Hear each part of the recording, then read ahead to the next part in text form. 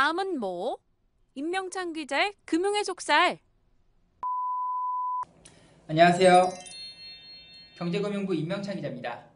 여러분 이제 본격적인 휴가철에 접어들었는데요. 다들 휴가는 다녀오셨습니까? 저는 조금 이른 휴가를 다녀왔는데요. 그 시즌이 시즌인 만큼 오늘은 휴가철 들뜬 마음에 자칫 소홀해지기 쉬운 신용 등급에 대해서 얘기해 보겠습니다. 한국교통연구원 설문조사 결과를 보면요.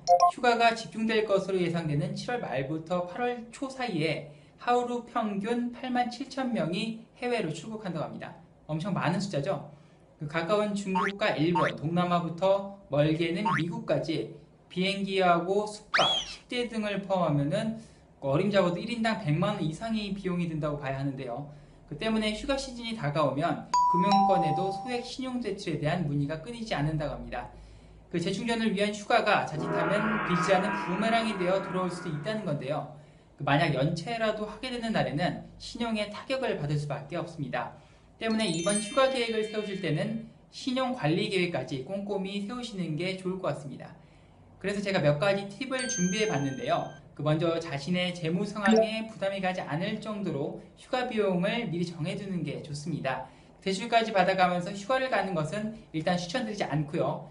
또 휴가지에서는 들뜬 마음에 충동 구매를 하는 것들을 좀 자제해야 할 것 같습니다. 하지만 그게 좀 쉽지가 않죠. 그래서 저 같은 경우에는 휴가지에서 그날 사용한 내역들을 한 번씩 정리해보는 그런 습관이 있습니다. 이렇게 하면 그날 얼마를 썼고 얼마가 남았는지가 정리가 되기 때문에 과소비를 막는 데 상당히 도움이 되더라고요.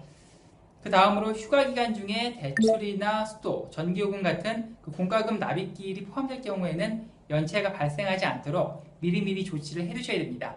금액이 중요한 게 아니라요. 적은 금액이라도 연체되는 것 자체가 신용등급에 악영향을 주고요. 그 금융기관뿐 아니라 통신요금, 공과금 연체도 신용평가에 반영이 되니까 주의하셔야 됩니다. 현재 신용평가 기관들을 보면 회사별로 10만원 이상을 연체할 경우에 신용평가의 부정적인 요소로 반영을 하는데요. 그 평가사마다 약간 차이가 있긴 하지만 나이스 신용평가 같은 경우에는 90일 이상 연체할 경우에 신용등급에 영향을 주고요. 코리아 크레딧뷰로라는 회사는 10만원 이상, 5영업일 이상 연체를 하면 평가 등급에 영향을 줍니다. 마지막으로 이제 해외여행을 가실 계획이다. 이런 분들을 위해서 제가 준비한 게 하나 있는데요. 이런 분들은 내 신용보호 서비스를 신청하는 게 좋습니다. 요즘 보이스피싱 같은 금융사기가 기승을 부리지 않습니까? 국내에 있을 때야 전화하기도 편하고 그나마 대처가 즉각적이지만 해외에 있는 경우는 쉽지 않은데요. 내 신용정보 서비스는 해외여행 기간 동안 여행자 신용정보가 국내에서 조회되지 않게 하는 서비스입니다. 명의 도용으로 현금 대출이나 신용카드 발급 등에 시도되는 불법 신용조회를 막아서 금융범죄를 예방할 수 있게 한다고 하는데요.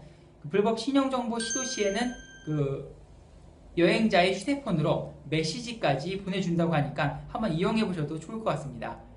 그동안은 이 서비스가 유료로 진행됐는데요. 최근부터는 해외 안전여행 홈페이지를 통해 가입한 사람에 한해서는 무료로 서비스가 제공된다고 합니다. 그래서 제가 이 사이트 주소를 한번 준비해 봤는데요. 자, 보이시나요? www.0404.go.kr 이곳에 들어가셔서 신청하시면 됩니다. 오늘은 여기까지고요. 그럼 여러분 안전하고 신용도 지키는 즐거운 휴가 다녀오시길 바랍니다. 저는 다음 시간에 뵙겠습니다. 경제금융부 임명찬 기자였습니다.